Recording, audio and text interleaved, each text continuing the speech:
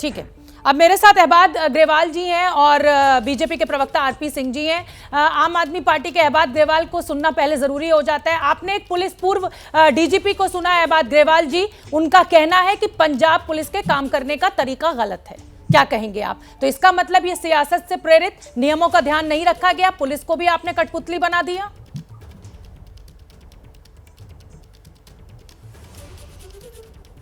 Ma'am आप मेरे से बात कर रही हैं? जी ग्रेवाल साहब, आप ही से पूछ रही हूँ।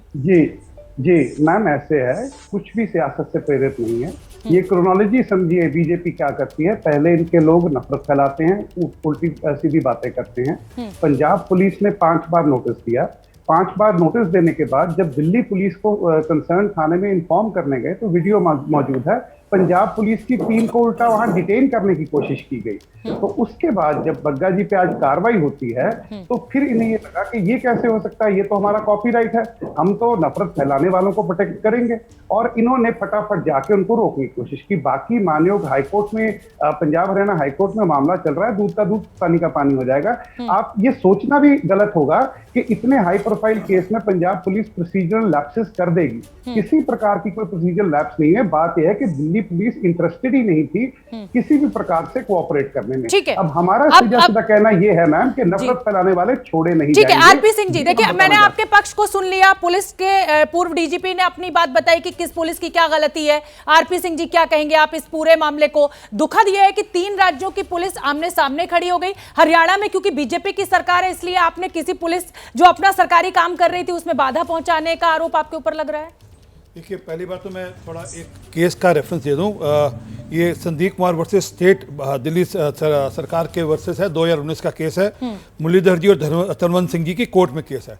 उसमें बड़ा स्पष्ट उन्होंने अपने पैरा नंबर 15 और 16 में बड़ा 5 और 6 में 15 का 5 और 6 में स्पष्ट कर दिया कि अगर कोई भी पुलिस आएगी उनको लोकल थाने में जाकर वो उनकी सहयोग के बिना वो अरेस्ट नहीं कर सकती। ये उनके उसमें है, जानकारी में, उनके वर्डिक्ट में है। पहली बात, देखिए गाइडलाइंस में सुप्रीम कोर्ट की और सीआरपीसी कानून क्या कहता है, इसमें फर्क है। सुप्रीम कोर्ट गाइडलाइंस जारी कर सकता है, लेकिन वो कानून बनता है कि नहीं बनता है ये भी समझना पड़ेगा। वो कोई कोर्ट में गया केस, उसके ऊपर हाई कोर्ट ने कहा अगर उसको अन्यथा होता तो इनकी सरकार, दिल्ली सरकार का मामला है, इनकी सरकार सुप्रीम कोर्ट में जाकर उसको खारिज कराती। 5 बार नोटिस देने के बाद भी तेजिंदर पाल सिंह बग्गा जी क्यों नहीं सहयोग कर रहे थे पंजाब पुलिस का? एक मिनट सुनिए जी। नोटिस में 10 बार दे सकता हूँ, फर्जी नोटिस बढ़ी जाते हैं, इशू नहीं है। पर आप आज मूल विषय समझिए। ये कोई अरेस्ट नहीं था, ये किडनैपिंग थी, प्योर किडनैपिंग थी। और मैं बिल्कुल स्पष्टता से कह रहा हूँ, अपहरण था। और अपहरण का कारण समझिए, मैं 2 विषयों पे जाऊँगा, कारण और क्यों हुआ ये। कारण ये क्योंकि तेजिंदर सिंह बग्गा उनसे पूछ रहा है केजरीवाल साहब से कि भैया आपने कहा था जो बरगाड़ी में बेदबी हुई श्री गुरु ग्रंथ साहब की, पंजाब में जो बेदबी हुई गुरु ग्रंथ साहब की, उसके नाम मेरी जेब में है, मैं आऊँगा 24 घंटे में अरेस्ट करूँगा। आज 24 घंटे से 50 दिनों के रोज पूछते हैं।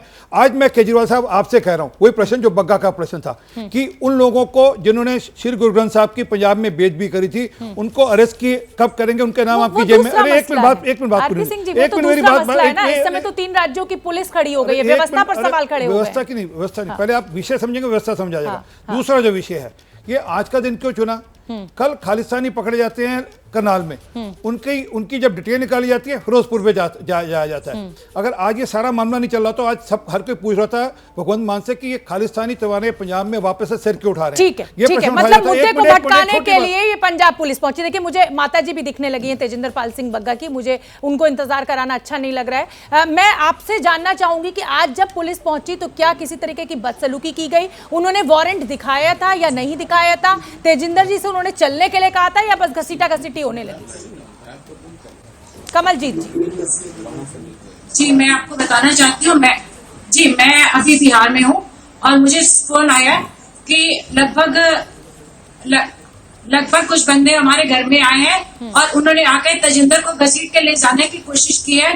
तेजिंदर के पापा ने जैसे ही मुझे फोन से इन्फॉर्म करने की कोशिश करी है, उनको मारा है और उनके हाथ से फोन छीन लिया गया है। तो इसको किस दायरे में आप लेके जाएंगे?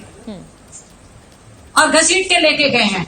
और जब मैंने जनकपुरी थाने से फोन किया कि आप लोगों को इन्फॉर्मेशन थी, तो उन्होंने कहा कि हमें कोई इन्फॉर्मेशन नहीं थी। और 15 मिनट के बाद 2 पंजाब पुलिस वाले आए और उन्होंने कहा कि हमने गिरफ्तार करके हम ले गए हैं। पहले कोई इंफॉर्मेशन नहीं थी, कोई दिल्ली पुलिस वो का जो नहीं। पांच नोटिस की बात हो रही है मैम, क्या वो कहाँ का नोटिस न्याय नहीं है दिए उसके गए फादर थे? पे हाथ उठाने का? हाँ। नोटिस आए थे तो हमने हमारे ठीक है, आप बनी रहिए मैम हमारे साथ हर और नोटिस का जवाब दिया गया है। ठीक है। एबीपी न्यूज आपको रखे आगे।